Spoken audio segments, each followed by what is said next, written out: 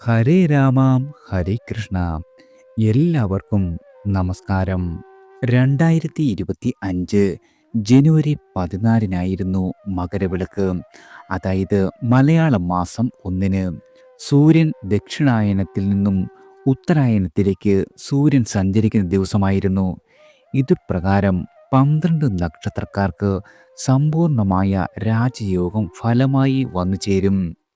അതായത് ഈ കഴിഞ്ഞ മകരം 1 മുതൽ അടുത്ത വർഷം മകരം 1 വരെയുള്ള ഒരു വർഷത്തെ ഫലമാണ്.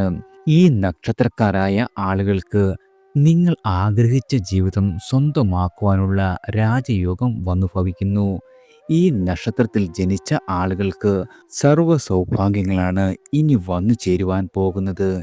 ഏതെല്ലാം നക്ഷത്രക്കാർക്കാണ് ഈ അത്യപൂർവ നേട്ടങ്ങൾ കൊയ്യുവാൻ പോകുന്നത് എന്ന് നോക്കാം.